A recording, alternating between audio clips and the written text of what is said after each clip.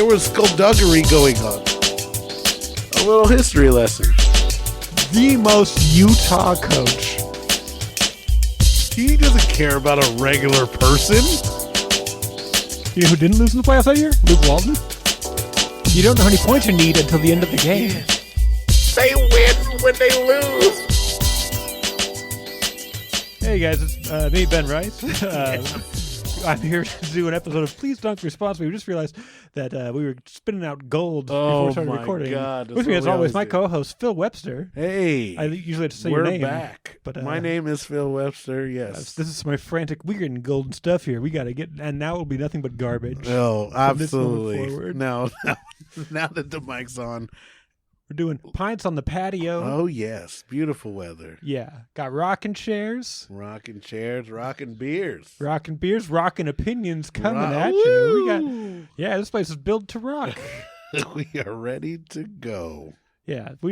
So we were talking about you have some Kings fans friends. We're here in Sacramento, by the way. Yes, yeah. Obviously. Yes, and that's our home. That's our hometown team, whether it's who we root for or not. It's our hometown team. I do. Ben has other, we can get into that. If you've been previous episodes, you know how he feels. He's deep in the draft. Anyway, I've had people who are very into this year of the Kings. And this year is like 99% of every other year we've ever done. Where the Kings are frustrating. They have talent. They don't have balanced talent ever. And they have four guards that are really good and maybe a mid like forward. I mean, never anybody who's really dominant in any way, but can score the basketball. Just like Bagley, he's just one of those guys. Like, Me Too is fine. He's a fine guy. And yes, maybe he's better than Bagley, but he's Bagley. Like, I mean, it's not, Bagley's the worst of those situations, and Me Too's just better than that, which doesn't mean much. And they're going to win some games because they're athletic and they're young and they're good. And they're not bad, but they are in the Western Conference. They're so bad. They're not bad. Like, Memphis is so good. Well, Memphis is incredible, which I also called at the end of last year. And we still don't know who's their second best player. For Memphis, you don't need to know. You don't like, need to know. I mean, you don't. If like, you got 2 through 6, like we can name work. Charlotte's probably, right? Man, and they're good too, but they're not winning. They're like flashy and fantastic for basketball. That's exactly what you need. As we're playing, as the NBA progresses, I think we're doing more and more of like a team game. Yes. You need a star. You need a star, preferably 2 stars, preferably 3 stars. John Morant. And Memphis has been better because John Morant got out. And, then they had to play without him, which was what we talked about last year with Giannis gone. What made them win the championship was that they had to use their point guard as an offense and not just defense and a facilitator. And because of that, when Giannis came back, it just was where it normally doesn't work, because usually the star needs the ball and he needs to facilitate and everything. Giannis was just waiting. He's like, I'll just go to the hole and get fouled, and I'll take 20 foul shots, and I'll get a triple-double that way, and we'll beat them. We'll beat the Suns, and it was incredible.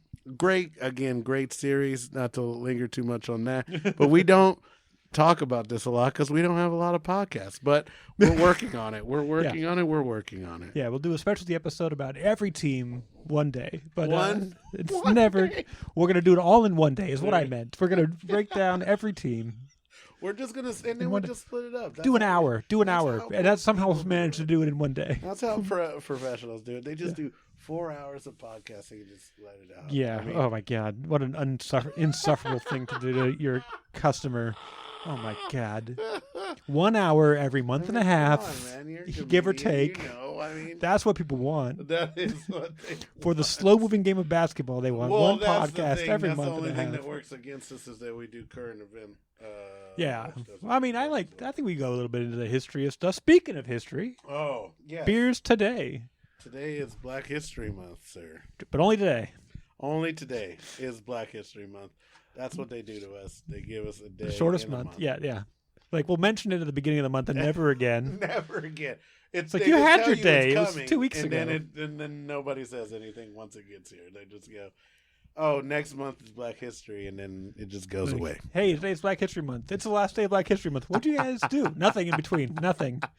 You guys had your day, Martin Luther King Day in January. You got a full month. Right. You say February's the shortest month, but like, you got one extra day in there. Fucking monsters.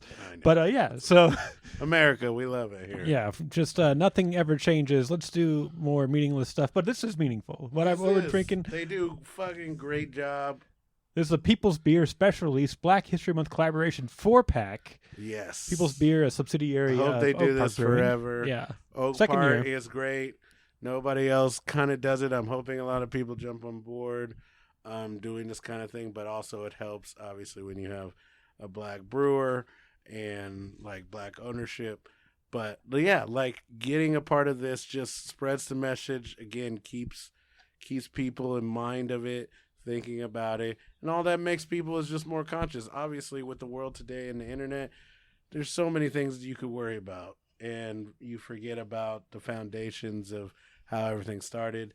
This is a way of enjoying fucking great beer with people, and then also having a little history lesson on top of all of that, and showing some of the black pioneers that like really helped build this country, which is like really amazing, because usually you can't get it without going to college and taking it as an elective. So they're not going to give it to you on a silver platter like normal. No. So that's it's pretty cool what they do, and I'm all for it. Yeah, so it's People's Beer, which is a black-owned, black-brewed brewery that's kind of working out of Oak Park Brewing here in Oak Park.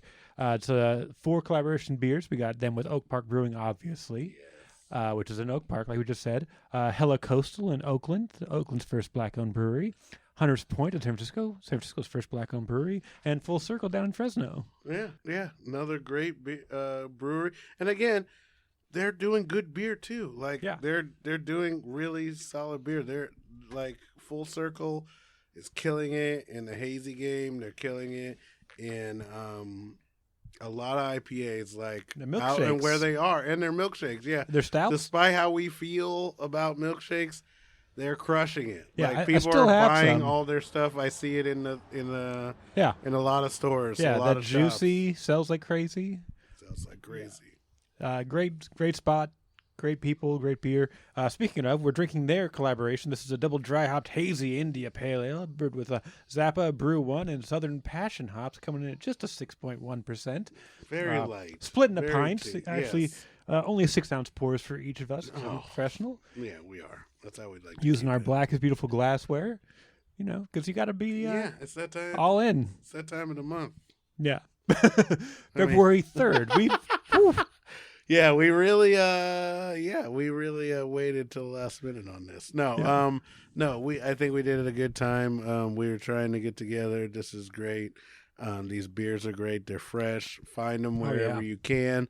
All these different breweries on top of that are doing the same beers or a version of those beers at those breweries. So if you hear this and you're close, go get it. Go get it. They're fresh. They're delicious. And then, again, if you want to really learn about your neighbor and black history and stuff like that, that's great. If you just want a really good beer, that also works. Like, these are not mutually exclusive. You can have both if you want. Like, this is really, really good stuff. I know we enjoyed last year's and we talked about them. This year's are just equally as good. They had like a hoppy red. Yeah. This year it's all hazies. All hazies this year. But I mean, again, who doesn't like a good, easy, hazy beer to drink? Speaking of, we should mention what this beer is. This is called Me Against the World. Again, it's Full Circle's double dry hot hazy IPA, celebrating Bessie Coleman, a.k.a. Queen Bess, the first African-American female licensed pilot. That's amazing. So didn't know that. Here, I'll give you the can, I suppose. Yeah. It's very drinkable, hazy. Oh, very light, easy to crisp. drink. Yes. Little, like double dry hop for sure. Very dry. I very thought it would be dry. A little bit wetter. But still juicy, right? It's one of those things where it's like you're getting in these wine areas where it's like It can be fruity yet dry, and doesn't necessarily mean it's juicy. Like these are, it's very drinkable. It's very drinkable. You can definitely crush 2 or 3 of these and forget that you just did. Yeah. Yeah, I remember I cheated, as I often do. I went to Oak Park and got a flight of all 4. Usually I try to drink them fresh, never had them with you before. Yes. But they didn't tell me which ones were which. There's like, boom, here they are. And they all look exactly the same because they're all hazies. So I technically know as much as you do. Oh, all right. About it, but I did technically cheat, and I apologize. No, that's okay. But they did say, hey, we can't actually give you a flight of this because one of these is too high of an ABV. And I didn't look at the board too closely, but I assumed it was going to be full circle when you got there. I assumed it was going to be full circle, but it's not. So we've got a heavier boy somewhere in here, hanging out above 8%. Oh, we're about to have it. Yeah, we're gonna figure it out. But oh no, I'm gonna have to go get it. I'll be right back. Oh boy, I got to keep this show going. Phil remembered something important about basketball or beer or himself or his phone or something. But yeah, we're going to get to the beer stuff. This podcast is a basketball and beer podcast. We compare players to beers, beers to players, eras to, styles, things like that, breweries to teams, all the stuff. We handle it all. It's about to be All-Star Weekend. It's about to be the trade deadline. We've got a lot to talk about. I've got another basketball theory to discuss. I don't know what's wrong with me. I'm starting a new show called Conspiracy at Stab Comedy Theater. It's actually going to be tomorrow, for Friday, the 4th of February. It's 8 p.m. It's a show where, based on suggestions, we start improvising a conspiracy theory from start to finish. Never done it before. We'll see how it goes. I feel like it's going to be a pretty fun one.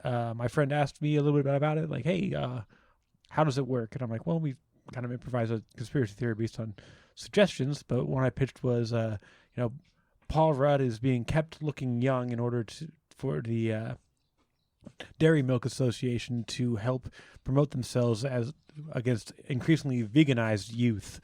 So that's possibly a conspiracy theory. That's why Paul Rudd still looks so young. He was made in a factory. And then you kind of extrapolate from that.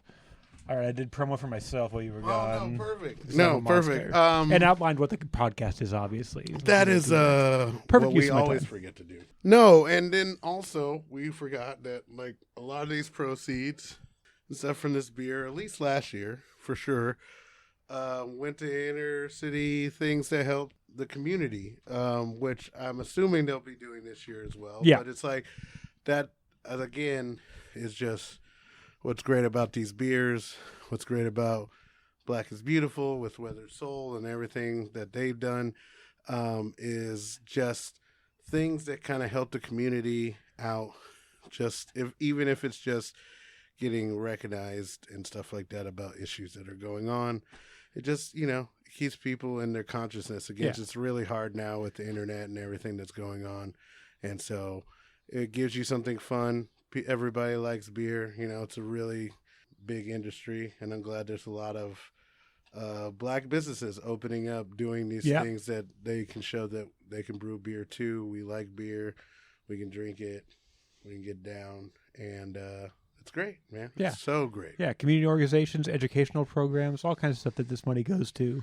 And that's one of the things I love about Oak Park Brewing is like every beer is with it's purpose. True. It's like, so went to I'm like, how do you a make money place. on this? I know. Like, it doesn't every really. beer is made for something. No, and again, like it just shows like the business plan and everything of that place is like not everything's about going nationwide and being everything. Sometimes it's just we want the community to be able to want to come here 3 or 4 days a week. Like if you get that, if you get community support, you could pretty much do whatever. Like in 2 or 3 years, like if enough people support you, just next door neighbors, you're going to be quite all right. And then you can plan all the other stuff. But it's like take care of home first. And it looks like New Oak Park, who took over, and they're doing the things right. They knew their community. They know what it's turning into, and they're really trying to stem that tide. Yeah, and they're doubling down. They're really doubling and tripling down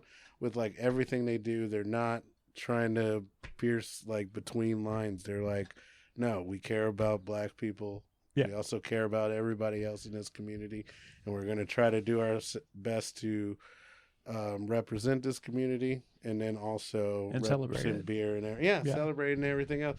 And it's great. Like, they're just not parsing words. They're just like, no, this matters, and we're going to keep doing this until it doesn't as much. Yeah. My favorite thing about going to Oak Park is besides how great it is. It's like a mile from your house. Well, it's not even. It's not. It's like a quarter mile away. It's a very light walk. So that's probably my favorite part. Sure, yes, that is your beer. Favorite. Great food. I had their Philly for the first time. The West Coast Philly, made with their beer cheese sauce. Woo! It's got everything I want in a Philly, man. It's got it all. I love that I took one bite and the bread fell apart. I'm like, yes, perfect. There you go. Right now on. Perfect. But it's such a soft, beautiful bread. But my favorite thing is I'll often post that I'm there. I'll run into people I know and they're like, you should do comedy here. And I'm like, no. No. It's not everywhere's meant for that. I'm the biggest proponent of it. Would make a decent spot for comedy, but I'm like, full stop. They're not going to do comedy with me. They know do comedy. No, but I'm not going to be the guy running their comedy. Is what I'll say. Well, I mean, yeah, exactly. It's like, could you run comedy anywhere? Like, I mean, I've heard stories, right? Yeah. Like, I've heard Chinese restaurants and horrible things in horrible places, like strip clubs and stuff like that, doing comedy right after a stripper comes on. Like, I've heard all of the things. It's just so. But it's like, is it necessary? Like, when it's like, this place is this. Like, sometimes you just have slow days and it's okay. Like, it doesn't need it. First of all, let a comic die out there just to die. But like people are like, hey, do you know anybody here? You know, because we could can I get in touch with them to do a comedy show? I'm like, full stop. Oak Park Brewing supports Oak Park businesses and entrepreneurs and creators, and especially they'll put an emphasis on Black creators. Yes. And I'm like, I'm from Oak Park, but I'm not stepping on that. No. I don't need it. There's if they wanted me to do a show, they would ask me to do a show. Yeah. I'm like, full stop. I don't feel like it's my place to do a show here. Yeah. No. And again, it's like, I'd be happy to facilitate a meeting. It's not that it's not like you wouldn't kill, right? Or I wouldn't kill. It's just like, why? Like, there's some beer places that work for it where it's like, again, I love what you guys do at Sack Yard. Oh, man. And everything. Like, I think it crushes. Like, that crushes. Just turned 4. That thing works because of the atmosphere, why people are there. But this place is like a coffee shop. Like, it really is. This brewery just wants to be chill. I feel like a Monday night real chill show would be fun. Sure. But, like, they don't need it. They don't. They better off having, like, poetry readings or something like that. Like, it's like, again, it's nothing against comedy, because I can have comedy all the time. It just doesn't seem to fit that vibe there. But that place is, again, great, and it doesn't mean comedy is not great. It's just like, I just want to see comedy flourish in the places that it's starving and it needs it. And, like, people need the Guild Theater's a block away. It has a monthly show. Yeah. Why do we... Why? Yeah, don't force something that I don't need. First of all, I don't need to compete with the level of talent they get at the Guild Theater. But it's also true. But like, they don't. But comedy is comedy, and it's just like, there's some places that they'll make comedy work, and sometimes you need to go through that, right? Like, we've heard all of it. You know all about it, being a comedian, like Bob Saget, Bill Burr, these terrible places that they worked comedy. And it eventually turns them into this, credible comedian. Yeah, but it's it certainly helps. It doesn't. But it's like, but does it serve the audience? Does it serve the venue? Did somebody write about it and say like how great that night was? Probably not. Like, not really. All right, we should get to basketball. Oh yeah, this is not a comedy podcast. I mean, it is. It's comedic because we're great. Yeah, it's funny. Yeah, because we're horrible. Yeah, but the Kings, like, I love the fact that your friends are like, this is the Kings' year after 20 years of, like, this is the same script. It's like, you don't even know about failure. I'm a Raiders fan. You think you know nothing about failure yet. I'm like, when was this? This was the year. Devon. This is your lead. Davion Mitchell was gonna be the swung. That's what swung you this year. Defense first barely shooter point guard. That right after we take Bagley, like who is just supposed to be better than Doncic, again, going to fit our script. Hey, time will tell. And again, we've got a guy who's almost won an MVP. Again, I'm not going to write him off because it's like one of those things. Like we want to bag on Bagley. We have it's hashtag bag on Bagley. Yes, hashtag bag on Bagley. We will bag him to death, and I will. But also, he's had 2 coaches back to back. Like they literally drafted him and then fired the coach the following year who drafted him. You can't do that and then expect the guy to flourish. And in a system where you've shown no ability to cultivate talent. No. None. We discussed it on the very first episode. Yes. Just how bad the Kings are at cultivating talent and designing an offense around them. Guard. Yeah. Guard. Yeah. That's where we came up with the milkshake IPA versus sours. Yes. Right? Yes. We were talking about Tyreek and DeMarcus, who were beautiful individually, but they just one smashed rookie them together. In a year. Do that, like, have almost LeBron numbers in their first years. How to make counters with these 2 overwhelming talents. Can't get things, you can't get 2 pairings to work together. It's like, or like they just don't build on it, or when they finally seem like they were going to do it and Urban Roots got involved and did the coach beer and everything. He literally got fired maybe 2 months after that. Like, and there's nothing again wrong with Urban Roots doing it. It's like they thought they saw something. They thought we were turning the corner. Luke Walton helped lead, the Warriors to an all-time record by being like, "Hey, don't fuck up out there. Don't do what Coach Kerr said. Why I'm text gone right now. He's watching from his hospital bed. He said, "Do this." Oh, and you might have like the best shooter of all time. Yeah, right. Also, and maybe the third best shooter of all time. Yeah, and also, by the way, it's their 3rd year playing together. Like all the top 8 guys besides were 3 that. years in. But he helped with that. So, he did. He orchestrated well-liked. it. He's always been like a good role player. He only went 30-10 or something. Why Kerr had a back injury, and you could call Not him. Not even 30-10. That was the 72-win season. Yeah, that's what I'm saying. They went like 30-3. But how many did he? Yeah, so I was gonna say like he literally lost like before Kerr came back. Yeah. He lost more. Kerr lost more games than he did, the rest of the way. Luke Walton was a better coach than Steve Kerr the year that the best team of all time played basketball. If you really want, I'm just going to say this: Steve Kerr lost in the playoffs that year. He did. Do you know who didn't lose in the playoffs that year? Luke Walton.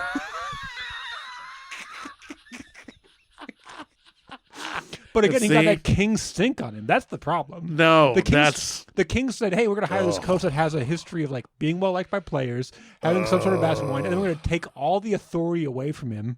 Be like, you got to play this guy. Like, I don't think this guy fits our team. Nah, play him. No, they got worse when they got rid of Divock. How is that possible? Because how is that possible? The problem's not.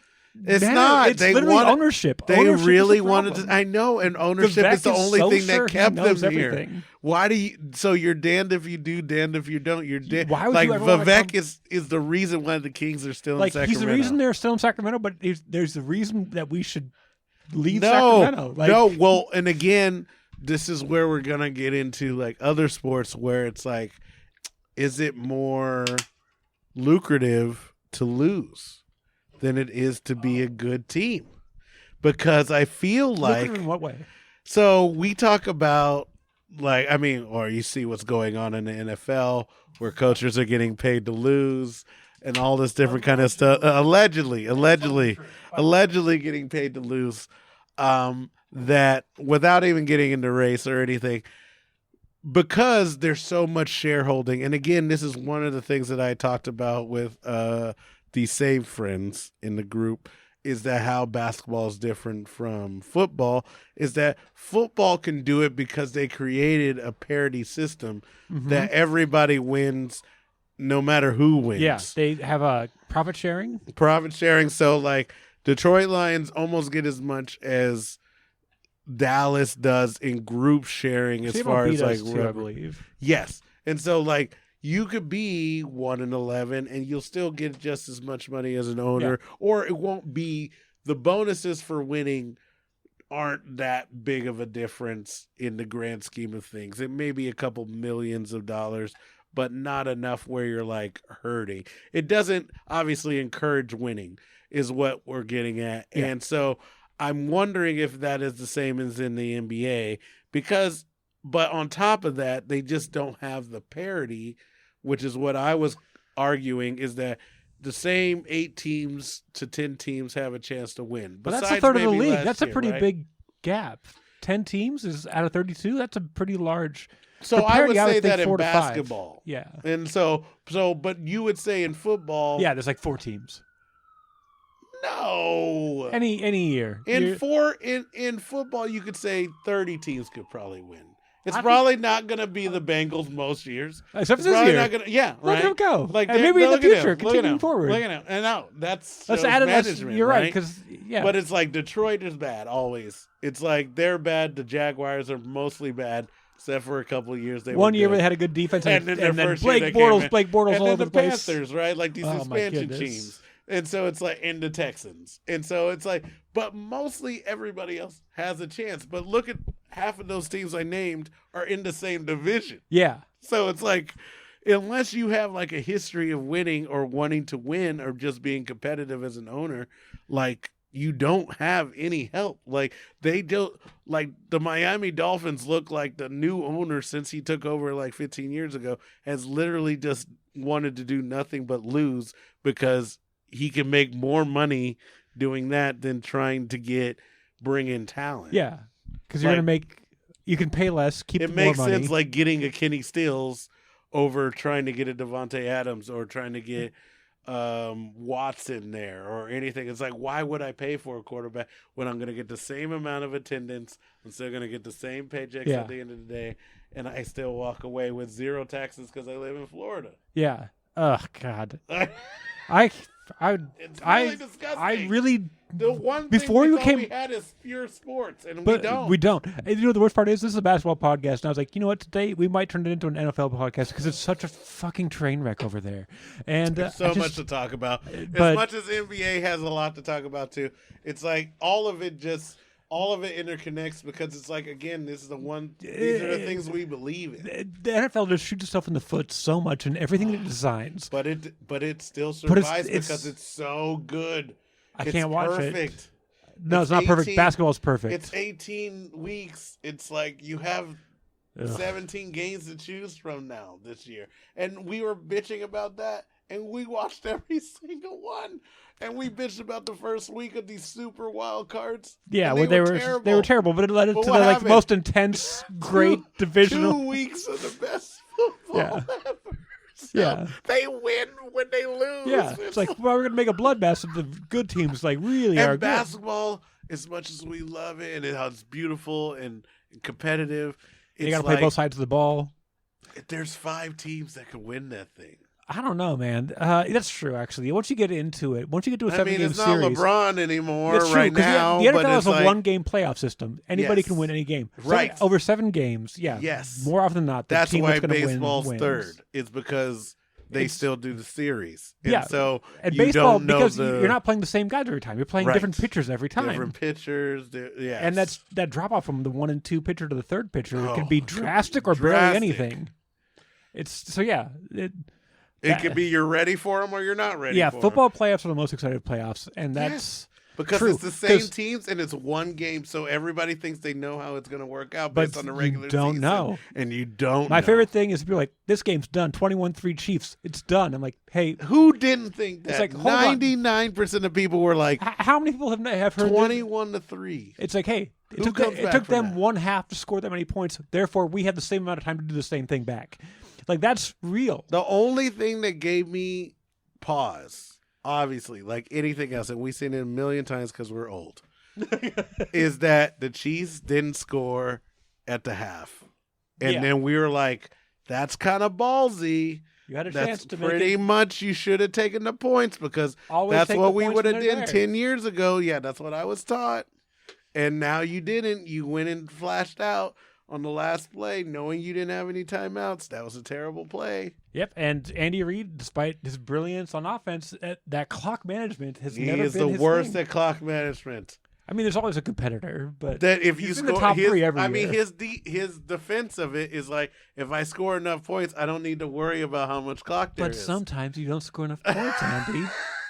You don't know how many points you need until the end of the game. And again, yes, that is the difference in playoffs, is that People get to plan for you. Those for little that advantages. Week. And how many times I played you. I can call a guy who's played you. Yeah. I can get all these little It's nuances. unknown fact when you're playing the NFL and you're playing a not that great team one week. You spend a few days on them, but then you spend the rest of the time playing for next week. Yes. You're playing for the big team you're playing the week after.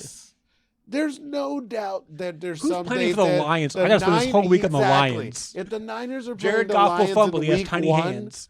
if the Niners are playing Dolphins or Detroit in week 1, there's no way they're planning for it. They're waiting. They're just putting it on. They're putting it on, and they're like, we need to look at one day, and the rest is like we're just gonna develop our offensive game plan, and then we're just gonna wing it. There's some days you just wing it because we got somebody else coming down the line. That's why those games end up close, where you're like, why are Detroit in this game? They should be blowing them out. You know why? Because they spent 2 hours on them, and then they would discuss everything else they had to do. They probably spent a day and a half. I'd say it's the NFL. Sure. The difference in talent but is it's not like so drastic. you have 3 days, probably real good days to practice, and then you have to play a game. But I'm in on the Lions next year. I'm excited. You think so with all the draft picks? Is that what you're worried? No, this is the worst draft I heard in a long time. I'm just excited for that coach. People seem to love him. They play for him. They fight for him. There isn't anybody who else you would root for. That coach, despite the racism. No, I missed it. Well, not his racism. Oh, the NFL's racism? Just in general. The Lions' general racism? Just the NFL's general racism. Jim Caldwell was a fucking great coach. He was the best coach they've ever had. And 9-7, and he got fired. And weird. Yearly, you know who else went 9-7? Nobody is. It's so bonkers. See, we're not a football podcast, guys. We're not. This is one day. But this is what we're going to call this Black podcast, by the way. There's a lawsuit. Brian Flores has a complete point. It will never stand up in court because America's not built that way. There's so many layers going on here, but I love it. I love it all. It's like take. The worst part is you can just stare at the NFL's salary it's been list, everything. Their coaching history. It's like we talked about college. It's so clearly true. Yes. And we're like why are college coaches making $7-8 million a year and we can't pay the players? Yeah. And we're like, oh yeah, that's not weird. Yeah. And then we start doing it, and now all of a sudden people start complaining. Oh no, well now I'm not going to be able to recruit like I want, or now it's unfair advantage. Yeah, that's how it's supposed to be. Yeah. That's how you tell us America. You know what I want? I want it's a meritocracy. I want Byron Leftwich to get an offer to head coach and turn it down. Oh. That's what I want. It's because you know what? Well, that's what you got to worry about. He got it on his merits, and they're going to give it to him because we need to save face. Well, the problem is that he is going to save face because he's going to go to the Jaguars. He's like everybody else. He doesn't want to not take the job. I know. Well, this is why Harbaugh went back to Michigan. What is Harbaugh supposed to do? Harbaugh was supposed to go to the Dolphins. That was the whole plan all along. Everybody knew it. That's the only reason why Brian Flores is gone, on top of the fact that obviously he wouldn't take bribes to lose. And he was a good coach. And he was a good coach. And he had merit in his life. Yeah, they say all these stories but he didn't want about how he didn't want to was a bad. Yeah, he didn't communicate with his. Yeah, because there was skullduggery going on. Yeah, because I love that because the boss was paying people to turn on him, and he was like, "Yeah, I can't talk to you." Yeah. They were literally. I listened to Dan Le Batard because I listen to too many things on the radio because I have zero things to do in my work. Is that Dan Le Batard was talking about for weeks about how in the last final weeks, Brian Flores, that he didn't talk to his coordinators for weeks on a time. And it's when you find out he's getting bribed and he says no, who can he trust? If you can't trust the owner, how are you going to trust anybody you work for? Because you're oh, so I might have the integrity to not take $100,000, but I don't know that Jim doesn't next to me or Bob next to me. So it's right. What am I supposed to talk to you about real game plan or what we want to do when I'm you might go can against easily undermine me at any given moment. Yeah. What a disaster. Oh, just who could work in any job at that environment? Yeah. Have you ever had a supervisor that undermines you? When you're doing a job and then they just a customer complains, they start micromanaging micromanaging, or they don't have your back when a customer complains. Yes, you can't work like that. Or they tell you one thing and then do something to the customer the next, and you're like, Wait, I just did what you told me. Yeah, this is how I was taught to do this. Yeah. Why are you making it like I made this decision? Like I'm the asshole, yeah, like I made the decision. And that is Brian Flores' life. Yeah. Like 3 years. We've all done it. 3 years he dealt with that. Yeah. Are you kidding me? That's insane. Yeah. And then, oh God, it's just...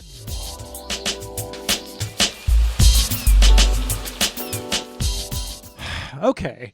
We're going to have fun about basketball. Yeah. How do we get into it? We've tried a million times. We're going to try a million times. We're going to get back into basketball. What is the second beer yes. that we are drinking? All right. People's Beer Special Release, Black History Month collaboration with Hunter's Point Brewing in San Francisco out of Speakeasy. Bay the same Area. space. We got a double dry hopped hazy India Pale Ale. Guess what we're drinking? The double dry hopped hazies. What we're doing with El Dorado, Strata, and Citra hops. This is classic hops. Yes, this is classic. It's very bubblegummy. If people have had hazies before, like these type of hops, I think give off like rainbow fruitiness, like kind of like Fruit Loops. Fruit Stripes. Yes, Fruit Stripes. Definitely Fruit Stripes if you're old enough to know what Fruit Stripes Yipes. are. Way Stripes. too. Fruit Stripes come. Way but it keeps the to flavor show our for age. 4 bites. But yes, it's like that and seltzer water. If you put those two things together, this is what this beer is. It's not in a bad way.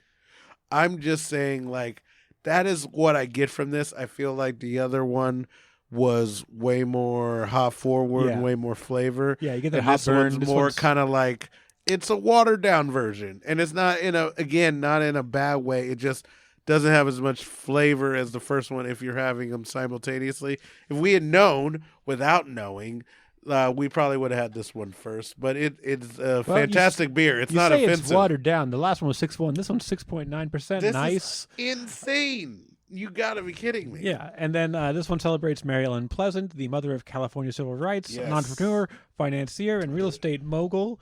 Partial to read and write, supported John Brown leading up to the Harpers Ferry raid, which did a book report on her and how that was a failed raid. It did not work out. No, it did not. But it was a good plan. I mean, not a good plan, but a good idea. But yes, she was great. Yeah, I ended up with her. God, and the worst part again. I mean, this is a boss right here. About this, she was so smart. And again, like you're talking about in a time where books were at a minimum, no refrigeration, like wood burning everything. Like the fact that she's able to do and the power moves she makes and knowing who to talk to and like just her skills as a writer, like was just so good at like just again, like in a time where nobody wanted her to do what she wanted to do. Obviously it helped being in a family that she was in, but again, crazy story. Look her up, find everything you can on her. There's not a lot. You got to do some real good research. Yeah. Even on this can, like we did our research, birth date unknown. Yeah, as we do, as the internet has research and but also and just ruin the word research. Research does not even exist as a word, really. Check out Wikipedia. Trust 96% of it. Yeah, 96%. Look up a book or two on her. There's not a ton of information. Which is crazy because I'm reading this can, and it's like, I already said the first few parts, but like helped establish the Bank of California. Yeah. By 1875, she'd amassed many assets and investments that classified her as a millionaire in an era where you weren't supposed to have any money. There are very minimal millionaires in general. Yeah. And this is called All About the Benjamins. Female black millionaire. Beer name All About the Benjamins. I love it. So... Yeah, like, no, she was in 1875. She was ruthless, man, and she knew what she wanted, and she went for it. And there were powerful women back then, just as there are now, and it's just being in the right place at the right time, and like just spreading your wings. Walk into a business meeting with this person and try to get something over. Yeah, tell her she's not wrong. getting what she wants. Yeah, tell her she's wrong. Tell her that she's dumb. Good luck. No, not happening. Yeah. No. Let's fuck around and find out, face. Yeah, exactly. Go ahead and you think you got something? Stay with what you got. Just tell me that's the last offer. Yeah, not gonna happen. No, means business, serious business. But yeah, so we're talking about basketball. We're back. The All-Star break coming up soon. Trade deadlines. Obviously, we got to know, where's Bill Simmons going? Where's Bill Simmons going? Yeah, where's Bill Simmons going? He's working on those He's documentaries on on so many HBO, things. and I gotta tell you, they're bad. He's trying. He's trying. He made DMX boring. Have you tried to watch that DMX one? I was like, not down. And well, I don't think music's his forte. I think his music was on the way in. I think his thing is Boston and sports. Yeah. Like, stick it to your wheelhouse, man. Like, I get it that's very white. I get that it's very white, and you don't want to come off as that because he's a very cultural brother. He's trying. Whitest sports town in America. White. But just he's not good at this. Like, I mean, the 30 for 30, Alanis great Morissette idea. was fine. Alanis Morissette was a great one. That was great. The fucking Woodstock 99 sucked. Sucks. DMX it is not good. Was boring. How do you think DMX coming out of jail and going on his first tour? Boring. I mean, he's a crack addict and he is boring somehow. How did you do that? I don't know. That's a witchcraft that I will never know. That's a true failure that you can't make crack and rap work together. I heard good things about the Kenny G one, but look, man, if your thing is like, hey man, this really connects with like the most basic white people, I don't care. No, I mean, but the 30 for 30s are great. The 30 for 30s are great, and that was his idea. Yes, good idea. Crushed it. They are, again, like, there are iconic moments in sports that you should shine a light on and get a little bit more out of and squeeze that juice. And some of them are on Disney Plus. Some of them don't need. Yeah, some of them don't need to be. Yeah, like, it's like not everything is worth documenting, but most things are. Yeah. Most things are. Like, I don't want to forget certain things. Like, again, Reggie, the Palace, all that kind of stuff we talked about. Oh, that one's such a good. Those are all great. Those are all great. I love that doc because you learned something you didn't know about what was going on before. There's a little, because it was so much. There's like, you're talking about 7 games. You're talking about, I mean, there's probably even more, right? You're talking about, there's probably even more like nuance, like, with Mason and all these guys in hotel rooms and stuff that we don't even know about. Like, but you could tell, like, just on the court, there was so much, like, stuff that you're just like, I did not know Ben Walls had just lost a family member. I had no idea about that until that documentary came out. Crazy. I mean, I probably knew then, but forgot. But no, I don't even think because people just didn't think that was the reason why, because he wasn't an antagonist. He was just like part of the... Well, he was part of it. He gave the shove back. Yes, he was. He did. He didn't stop it. Right.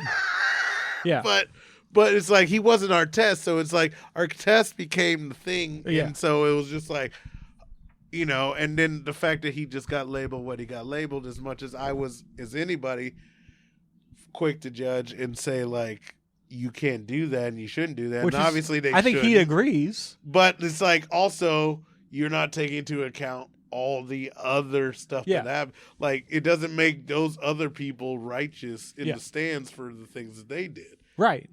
And a lot of people got hit that shouldn't have gotten hit. There's a lot of people who should have got hit that didn't get hit. Yeah, if there's a positive, teams are so much quicker to ban fans now. Which they should have. Which is the positive. Which is good. Before, you kind of let fans do whatever. Well, now it seems like people more are coming to the defense of it, but of banning fans. But it's like, back then, do you want the Palace to happen again? Is the thing. It's like, as much as you think like, oh, they should be able to say what they want, blah, blah, blah. But it's like, that's what they thought was okay in 1998, 2001. And it's like, you can't anymore. You could throw glass bottles onto a baseball field. Right. That was fine. That was fine for a century. That was fine. In Philadelphia. Like, nobody said anything. And it's like, no. Now this is probably a bad idea. Has to get dealt with because somebody will come back and blow your shit up or find you and all that. And again, it just doesn't look good for the brand. So it's like, I'm glad that they're doing something about it, but I don't think it's overreach to ban a fan if like there's heckling, and then again, there's if you're a heckler and you're looking to antagonize somebody to the point where you get kicked out, then you won, right? Like that was the point, and he heard what you said and it bothered him. So you should be happy either way. But it's like if you're just trying to watch the game and go be like, "Boo, you suck," like that's different. You're not going to get thrown out for that. But it's like, yeah, when you're like just berating a guy for 6 to 7 minutes or talking about their girlfriend or their mom, and they hear you with earshot, they don't have to deal with it anymore, and they shouldn't, because they're held just as accountable as anybody else, and I'm glad that they're doing something. Yeah, those front row tickets that cost $1,200 come with accountability now, which is nice. Yeah, I agree. I think you can easily do both. I think you go to a game, pay that money, and you don't go there to heckle. That's not why you buy Go there seats. to watch the marvel of the athleticism of this game. Just like you would know. I mean, obviously, they're not paying $1,200 to see you, but you know what it's like having people sit front row and what they expect, not even knowing what kind of comic you are, whether you do crowd work or not, and like having to deal with that, like having to deal with somebody who wants that retort, and then somebody where you're just like, no, I'm just going to shut you down, or I'm not even going to just ignore you. I've had to like stop taking friends to shows because I went to Daniel Tosh one time at sat close. Yeah, it's nearby. Crest. No, I meant like sat close. Like yeah, we were like row 13, whatever. But I brought my friend. I didn't know. I found this out during the opening act. Thank God. That she thinks like the comic's talking to her, and it's a conversation. It's not. I'm like, you do improv. You should know like how this works. So I was like, hey, you can't like respond like that to every question he asks. It's not like what he's actually doing. But yeah, there's just so many people you can't take to comedy shows these days. I mean, any day. These are all like decade-old stories. It's not like, cancel culture. And like, no. These people were just like bad at going to comedy shows, just in general. Yeah. Which I've yet to meet. I mean, I don't take a lot of people, but it's like I know these people. Yeah, I would just be like, there's no way I'm. Yeah, if I was on even a date with you, would I take you near anything live? I had a coworker tell me, I don't go to the punchline anymore because I got kicked out of there for laughing too hard. I'm like, I gotta stop having this conversation. I know exactly what happened here. You guys were abusive. Yes. Okay. Yes. I got it. Drunk. And abusive and loud and obnoxious. Yep. I'm like, there's no no such thing as being kicked out for laughing too hard.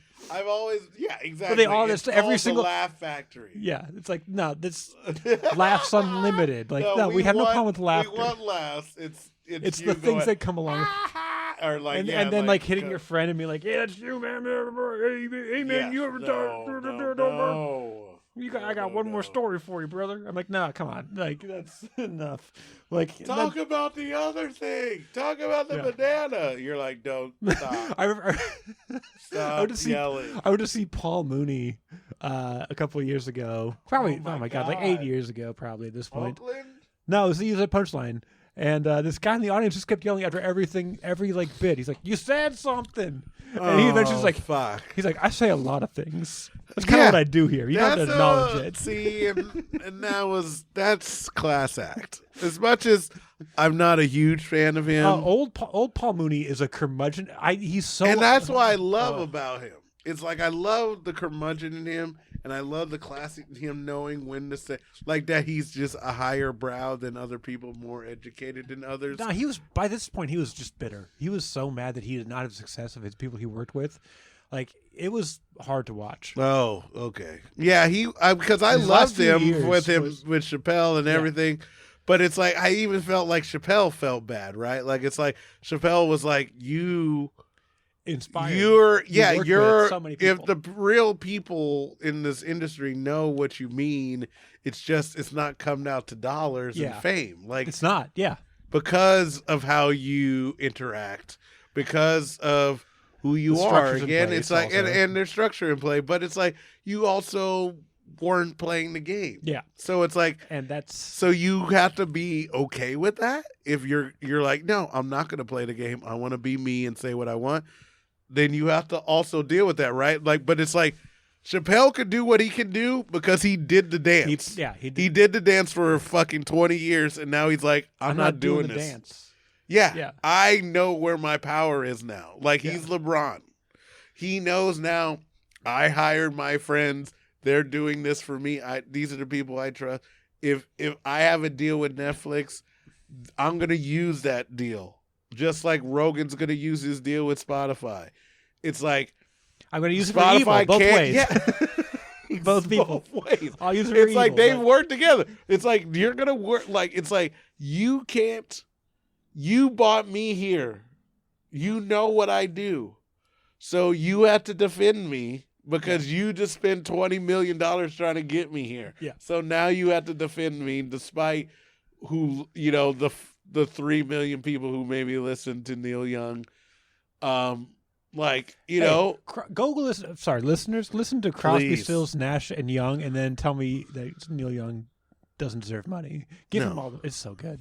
Neil Young is Although good. they did also do Crosby, Stills, and Nash. I mean, without if you him, listen and to it's still Conan, great. people who listen to this, if you listen to Conan's podcast, he did a great interview with Neil Young.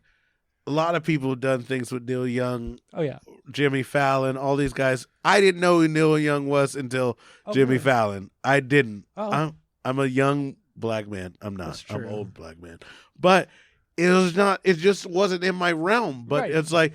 But once I listened to him, like when he was doing parodies of Neil Young, and I was all like, "Why are you doing? Who the fuck is Neil Young?" Yeah. Oh, he's only been making albums.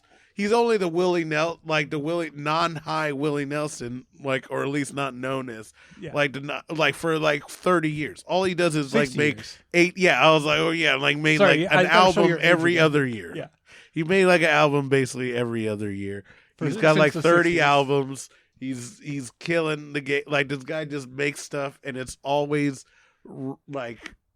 decent. It's not. Not gonna always great. blow your mind. Yeah, there are some. There's universally really reviled solid good works. songs that I can vibe to. I clean my house to. I do things with where I'm like, dude, this guy is chill. Like, he has the songs he was doing when he was younger, talking about when he gets old, like in his 24, 25 years old, like those were great songs. Oh, They yeah. were amazing songs. There's a reason he has a career that's lasted as long as it has. Yeah. I But- mean, he makes relatable music. It's just he was never mainstream. He was like, what is the other artist I'm trying to think about that didn't want to do politics but was always in it?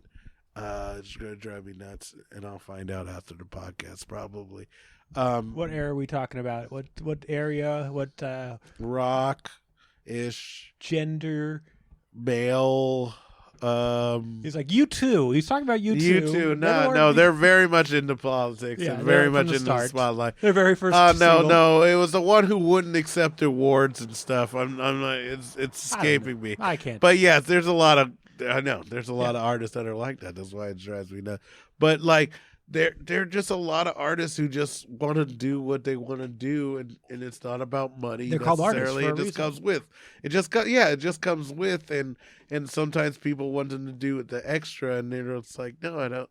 That's not why I got in this. Yeah. And that's all part of it. But yeah, basketball. Yeah, you know who's an underrated artist? Quinn Snyder, head coach of the Utah Jazz. When I look at him, agree. when I look at you, I just watched Is he it. Mormon? I feel like he's the most Utah coach possible. Like He I might be was more like, than I was Sloan. like, this guy goes and I mean, Sloan could like, be he looks- Mormon he because looks- he's but so like, angry. But he's like, hey, cool kids, I'm Yeah. Jerry Sloan, kind of Mormon. Like he's like Mormonism He's a is youth cool for the pastor children. of Yeah. Mormons, yes. But Quinn Snyder's like hardcore. I was like, this guy goes and murders a homeless man after every playoff loss. Like that's what Quinn Snyder is. There's somewhere he has to deposit that anger. Yeah, I don't know like- where it is. The But- most Utah coach. I don't know how they found him. They're like, we're just going to There's hang out Utah Digest at I a think, not and they bar. just, We can't go to a bar in Utah. That would be absurd. They don't. I think they have 2 bars in Utah. No, Yeah. they barely brew beer out there, but Yeah. It's like, they you do. brew a beer. They do. You can't sell one for more You than could add 4.5%. sell it after 8 o'clock, but Yeah. you could brew it. If it's more than 4.5, you can't sell it It's- in the bar. You can sell it to go, but you can't sell it in the bar. That's absurd. What year is this? 2022? You can't be doing that. The Utah Jazz. I loved basketball. Yes. The New Orleans Jazz moved to Utah where they don't allow music. One of the best jokes. so good. So good. So ahead of its time. We're getting so close to interleague or inter sports play at this point. I We think. We are really. I mean, it's just what. Yeah, you think how long before they just start swallowing up each other to make it? It's like, look, tight ends played basketball. Like, let's just fucking do it. Yeah, we're just buying basketball players, like paying more for them than they would make in basketball. Like, let's just have them do this in the off season. Like, how good of a wide receiver would Steph Curry be? A running back, yeah, really. No, he can't take the hits of a running back. You don't think so? I think he can do the slice and dice. Swole there a little bit. Yeah, I mean, yeah. When you're out there, I mean, you're getting a lot of rehabilitating. Yeah, you got there before I did. I was like, look, when you're out there rehabilitating an injury, you get a lot of HGH, a lot of steroids to help speed the process. There, okay, come on. Like, we found so many ways to hide that. Like, just does the NBA have a steroid scandal waiting to burst? I think they do. Does anyone care? Fuck no. Nobody cares. Do you care about Barry Bonds not getting in the Hall of Fame? Let's talk about every sport but basketball. What are your thoughts about hockey? Oh my god. You know, Bettman ruined hockey before he ruined baseball. Oh my god. Yeah, we get into Chicago Blackhawks. Oh no, don't listen to it. This is too much. But yes, it is absolutely crazy what is going on in just sports in general right now. You would think the pandemic just happened, how crazy things are, or how crazy things are just still the same. It's just, and people just are like so over everything that they're just saying what they really feel. Finally. Yeah, which again we'll take, but it's like you're still going to give athletes a voice. Like, I'm sorry, you're still gonna they're get more than their goals. talents. Like, that's really the reality that we need to face, is that they have for a long thoughts time and feelings they're and humans. stuff like that too. Yeah. They have They things come to from talk different about. backgrounds. Yep. Yeah. So anyway, Barry Bonds in the Hall of Fame. For or against? 4. You for him in the Hall of Fame? 4 Hall of Fame. Always been. Always will. I'm a Pete Rose guy. So let's lay out the reasons. Number 1, never caught. Never genuinely caught legally or figuratively. Number 2, they weren't illegal. They weren't illegal when he was Even if he was doing no. them, they were not illegal at the time in question. Number 3, already naturally talented, was one of the best players in baseball before Easily his had head all grew the records 5 before sizes. people were. Yes. Even if he wasn't the power hitter that he was still He decent just power wasn't hitter. a nice guy. People just a didn't like him. complete That was dickhole. Amazing to me. The Jim Rice person, rule, in effect. But he was, yes, and it's like that's what gets held against you, is like it's a popularity contest. And Roger that's Clemens why also David, a dick. That's why David Ortiz is in and he's not. Like, who did get everybody caught. loves him. He goes, fuck anybody who wants to mess with my town. Did get caught. Did get caught when it was illegal. Yeah. In the Hall of Fame. In the Hall of So Fame. what's the argument? There is no argument. What are you talking about? Roger Clemens should be in the Hall of Fame. I hate Roger Clemens. I hate him. But he's one of the best pitchers of all time. Couldn't pitch in the playoffs. Could not handle pressure, for sure. But you can't dispute the 20 strikeout game. You can't dispute how dominant he was for 23 years. Like, it's just like, get out of here. I didn't Google this. I didn't look it up. I'm not looking at Roger Clemens thinks 23 years sounds about right for how long he's in the league. 22, 23. Came out spitting fire, kept spitting fire for years. Dealt with trades, left Boston on acrimonious terms, because apparently in Boston you just can't like winners that don't play basketball. That's just the rules. Like, they hated Jim Rice, they hated Roger Clemens. Like, Wade Boggs didn't get a good shake in Boston. Boston just doesn't like baseball. Let's pause for station identification. You're listening to Please Dunk Responsibly on the Barley and Me Network.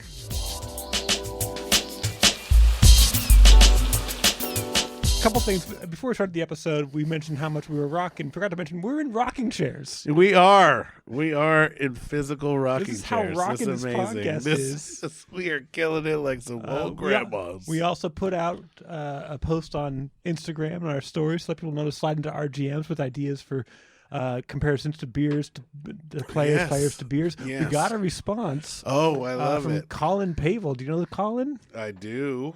He's saying, Brian Scalabrine paired with a white chocolate beer. First of all, you don't get to tell us both. How you only get one or the other. Well, yeah, exactly. Now you're getting racist. Follow the There's rules. No need. Yeah. Also, white chocolate, that's Jason Williams. Yes. Everybody knows that. Everybody knows that. Nobody needs to go that route. And you don't need to bring race into this, okay? Yeah. Scalabrine It's Boston, is a player. It's Boston. You know, you can't avoid it. It's unavoidable. And obviously, Brian Scalabrine, you're pairing with a red ale. Obviously. Yeah, obviously, you're pairing with Imperial Red Ale. That guy played in the playoffs like he needed to play to win a He's got a championship. I liked watching that video. Didn't we talk about it before where he was playing all did.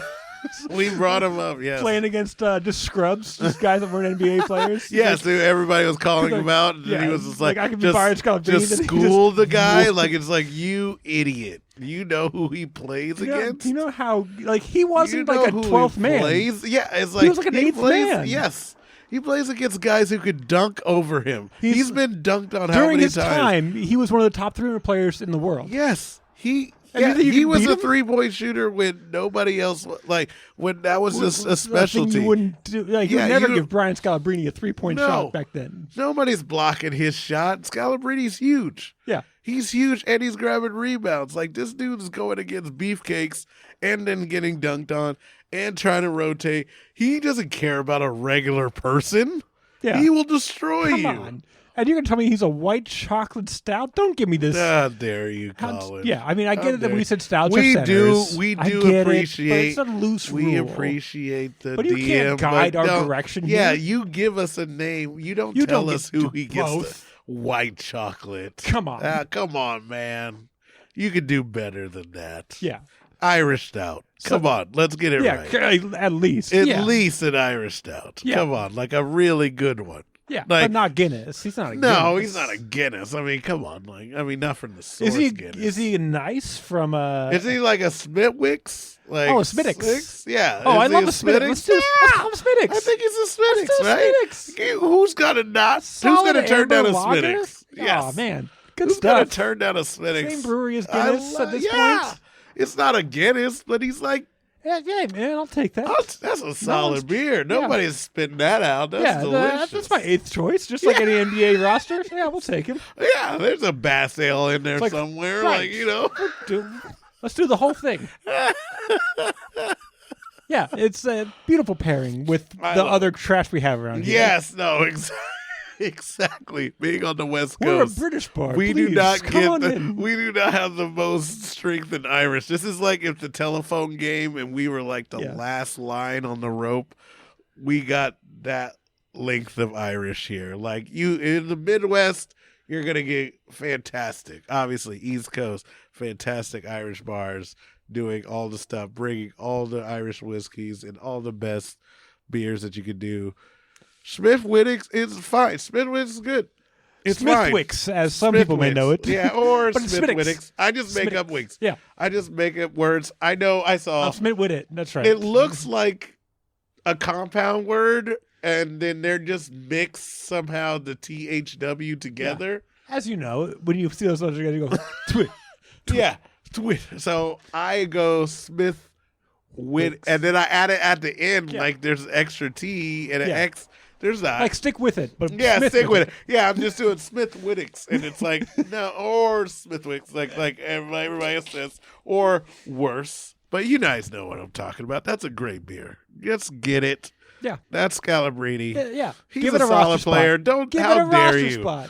How dare you? Don't even get us on Luke Longley or anything like that. We will destroy I would love it. The Fosters, Australian for Duncan. Dude, Jordan shitted on him. And I hope he comes out with his own documentary and just shits on Jordan, because he did not okay that. Yeah. Do you know how hard it is to battle Rick Smits? Oh.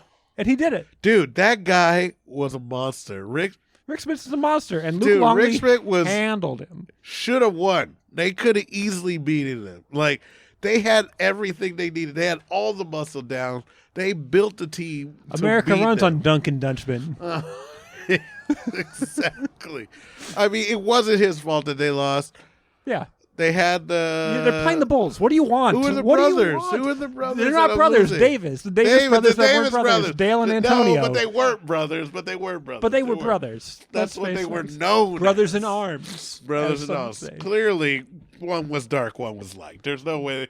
I mean, that was like two different Twix. Like, and you had to pick. You had to pick which one you liked best, and that was the hardest part, because they did different things. You always pick the light one. Antonio Davis was a better all-around player, but Yes, Dale he always Davis picked was. those. But there's nothing wrong with the dark one. But Dale Davis was a better rebounder, better defender, and couldn't and he's a score. lefty. He's a lefty. He It was score. he couldn't I score know, for he sure. He had couldn't one score. move. He had one move. It's Putbacks so and a bad. left-handed layup. That's all he Yes, had. that's what I was saying. Like a left-handed hook. But Antonio Davis was a lot of fun. Oh, so good. And he was just likable. He had a Yeah. personality. He could talk. Yeah, Dale Davis was He hard on hat, TV, do my job, and he now was I on go TV away like now. 10 years. Like, come on, man. Like, Yeah. Loved him. I love him. the Pacers. Love the Pacers. Dude. I One mean, of the great teams that didn't win one. You sent me the documentary. It's out there on YouTube. Like why the Pacers didn't win. They talk about Paul George, but they also talk about a lot of other stuff. Like The Bulls the existing. history. Yeah, that also hurt. That also hurt to have the best player in history. And again, he'll be like Brady and stuff like that. Whereas obviously, like Jordan, he wasn't the first pick overall, but he was high. He was a high pick. People had ideas that he would be great. Obviously, nobody thinks you're going to be the greatest of all time until it happens. But him and Brady have these coexisting like starting areas where it's like when they win their first one, all of a sudden you're just like, oh God, they're going to be even better next year. Yeah. They're going to be better the year after that. Like Brady has I was drafted in the 8th round, 202nd pick. And then Michael was like, I got cut from my freshman basketball team. Like Brady had one touchdown pass. That's where you keep trading sports. We'll do like anything Brady to not had talk one about basketball in touchdown this basketball pass in podcast. his first year. In his first year winning a championship, he had one touchdown pass in the playoffs. Preceded that by like just going insane. Like literally hearing all the things, saying the defense carried him, blah, blah, blah. Turned that into fuel, became very proficient on offense, and like just led in passing and stuff. Like maybe not in all categories because you had still Favre and Peyton and everything going on, but he was very in the top 3 like most years. And it's like that guy just like kept fueling himself to get better and better and better, and he was still winning. And all it came down to was a muff fumble that should have been a fumble that didn't turn out to be a fumble, and then it turns into 7 championships. Isn't that fucking insane? It's nuts, but that's what a competitor does. And it is. That's why you got to give him points for that. All right, so we should probably talk about Andrew Wiggins being a starting all-star. What do you think about that? Andrew Wiggins, renowned failure, draft bust, now a starting guard. Or sorry, he's a wing. He's a wing. Despite being drafted as a shooting guard, right? I mean, a younger version. I mean, did he deserve it? Yes. Starter in the Western Conference this year of all years, yes, because nobody's great. That's true. Nobody's great, Ben. Yeah, a lot of off Who years. knew that we would? Who knew that being in we the would second be year of a waiting global for pandemic, like 2020? Like, what can it go back to 2020 when it was like hectic and we didn't know we were gonna play basketball, and at least we know who was good and all that stuff. Yeah. Now we don't know. I get it as a reserve, but as a starter, know. his He's a popularity, that's fan votes. I mean, for Andrew Wiggins, well, he didn't get it. He didn't get the votes. Oh yeah, as far as 50-50. peers, like peers were high, writers were not, fans were decent. Okay, yeah, and so that's how he ended He played up. all 3 spectrums just enough. Just enough. Yeah. Players voted for him, and I think again, I Because they think saw he's that a he was nice growing. guy. I think it was the whole He earned it vaccine for, thing, like, all of that. I think he played it the way Kyrie should have played it, and he did. He just was like, "This is why," instead of just saying like, "I don't wanna." The players he's finally showing his potential that he had. Sure. That's why he's the 2nd pick overall a couple of years ago. Finally showing his stuff. Right. And I'm not Googling stuff, so if he wasn't the 2nd pick, I If he apologize. doesn't get vaccinated, He was the this 3rd is why pick. Brady's going to win the MVP is because Rodgers didn't get vaccinated. That's what I'm going with. And again, I have nothing with it. I got vaccinated. It has nothing to do with it. But I think that's just, again, you have human beings making decisions on who's the best player. And they're going to get their emotions involved. You're going to get the story. You're going to, yes. I mean, who doesn't love a story? That's why we talked about Bonds. That's why we could talk about all of those guys.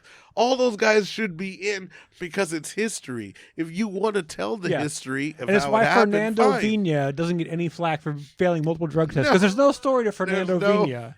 No.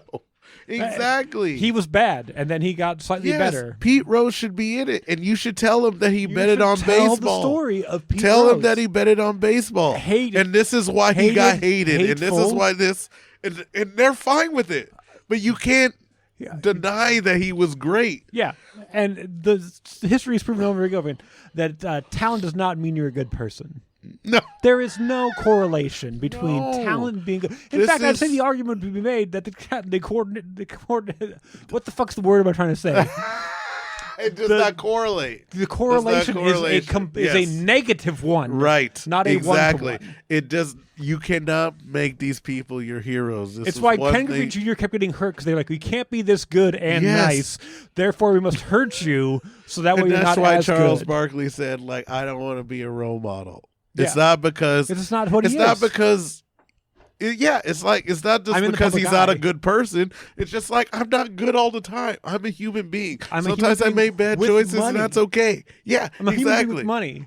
And I get to make bad choices, and that's okay. It shouldn't affect other people's lives that I make bad. It's enough that it affects my life. Like, it shouldn't affect other people's unless I create that. Yeah. Like, so that. And again, like, he's responsible. Does he have illegitimate children? Does he have all this other stuff going on? Is he a bad golfer? But is he a bad golfer? Yeah. Is he a bad gambler? Yeah. But does he have problems? But is he a great TV person? Could he have won a Senate seat 20 years ago? For sure. Oh, my God. Could he win one now? Maybe, actually. But probably, yes. Like, the way America's going, he could do it. But, like, we'd be like, come on, And he probably guys. will at some point when he can't do TV anymore. Yeah. He will. But it's like, is he a great candidacy. basketball player? Is he a great TV personality? Absolutely. He's 10 times better than most people online. Like online or on TV. But it's like, is he a perfect person? Obviously not. No. Right. So trade deadline's coming up the next 2 weeks. Let's just say it. Ben Simmons, what's he doing? I don't. They're playing great, which I called earlier. He's coming here for. We're willing to. They're out. We'll give up whoever it takes to make it happen, even though we don't need. You don't need what he has to offer. We don't need what he has. Like, we need defense, and he has that. He was a Defensive Player of the Year finalist. But he didn't win. But, like, you don't need another point guard. We don't need somebody who can't shoot. You don't need another person who can't shoot.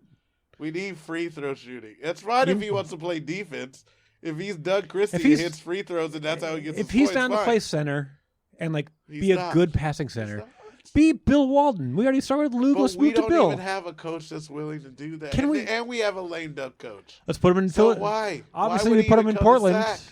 He's not coming to Sac. Which I think that's not a relief. Did we put this at the beginning of recording, or was it before we started recording? Where the Kings want to be the Portland Trailblazers, which hasn't worked. Yes, this is what we talked about. Yes, at the beginning of the recording. No, that worked. But how happy? That's what we're saying. How happy is Portland right now? Yeah, miserable. No. Miserable. Do you want to be the AC that nobody cares about? But that gets swept? I've been riding this the whole time. Ben Simmons to Portland. I think I've been riding the entire time. I don't think Let's turn him into the Bill Walton. You do think so? Let's turn him into Bill Walton. All right.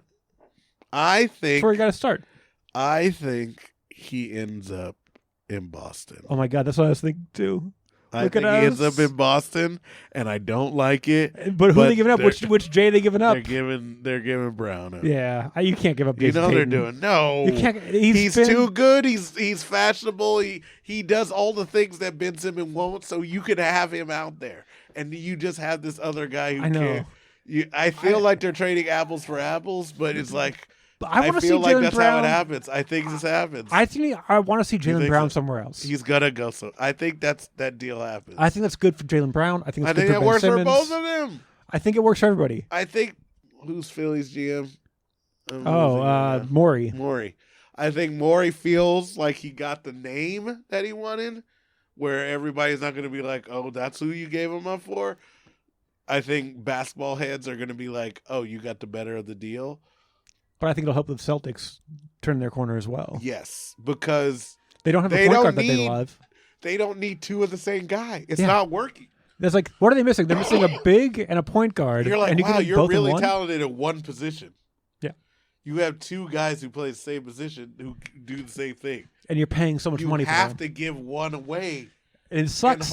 And it sucks. Of course it sucks. Because you're just saying, like, draft the best talent and work for that. But you don't. But they can't move. The problem is you can't play move both at the same time. You can't play both at the same time. You can't move one to power forward. You can't move to shooting guard. Like deadlift shrimp because what makes one good on offense is the other guy's detriment on defense. It's like Jaylen Brown is a better defender, but he can't defend power forward. But like deadlift shrimp was a power forward for the Pacers. He went to Seattle and they're like, we're going to put you on the wing. We're going to make you a 3. And he had the range and he had the moves down in the post to make him a useful player. They don't have that. They can't bump up and down. And so you got to get rid of one. And it sucks. And it has to be Jaylen Brown. And that sucks for Jaylen Brown because any other team, it's a no question keep him. But right now. And they're just going to think neither one is overly dangerous, right? 76ers aren't going to be worse because of it, and they're not going to be better because of it. It's just going to be one of these things where it's like, sure, it might get the 76ers to the Eastern Conference Finals, but they're still going to lose. They don't have enough shooting to get by. But they got the best shooter of all time, Seth Curry.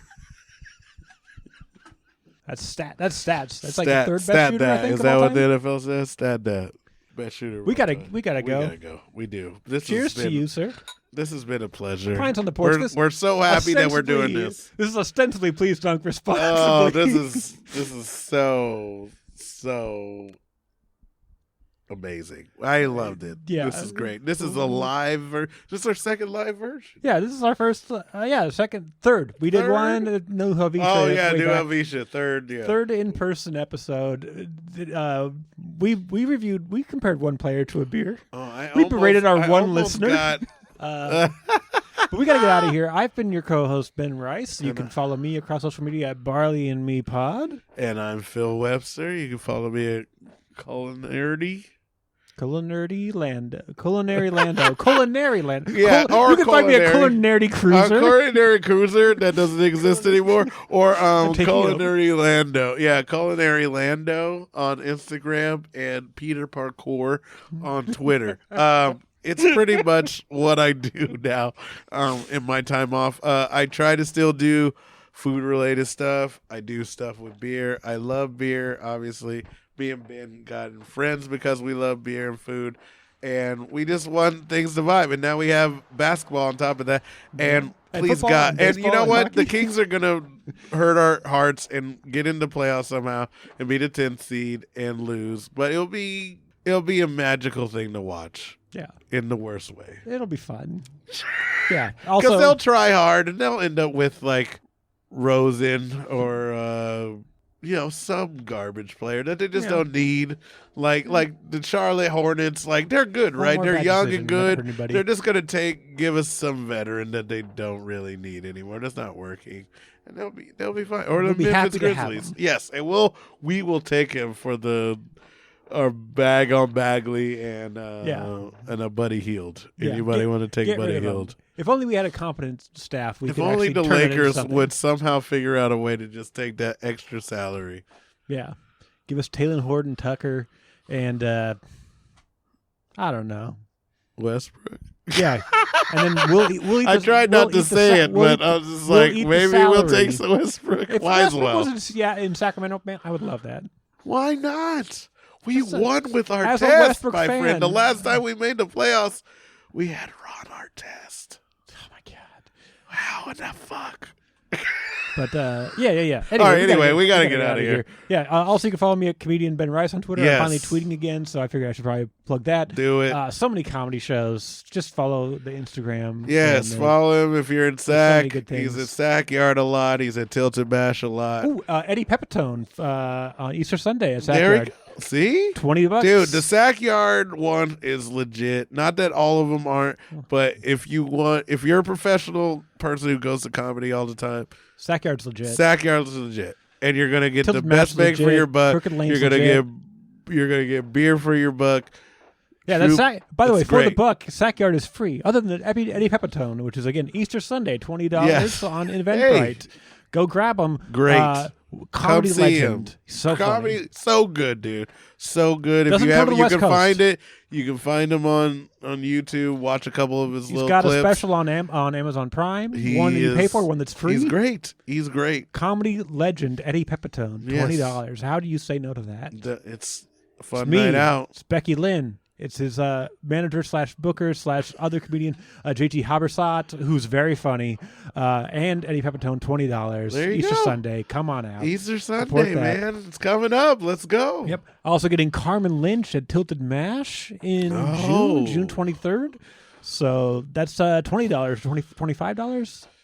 She's great. If you just this one, really go to YouTube, Carmen Lynch, and try not to have a good time. Good luck. Yeah. So really trying to push the really cool stuff going on. Bring people out here again. The more the people most come of the shows out are free, and but support this stuff, the when better these it come gets. across your desk, you gotta push it. And Sacramento supports the arts. And don't forget that we are happy. Our GMs are open. If you want to talk about. Want to compare a player to a beer to a player? Sign to our GMs. That's at Please Dunk Responsibly on Instagram. Please Dunk Pod, PLZ Dunk Pod on Twitter. Get in there. Let us know what you want us to talk about. We're happy to do it. Hit us up for things to talk about, whatever. This has been a pleasure, sir. Always. So I love it so much. So, once again, I'm Ben Rice. And I'm Phil Webster. Reminding you to please dunk responsibly.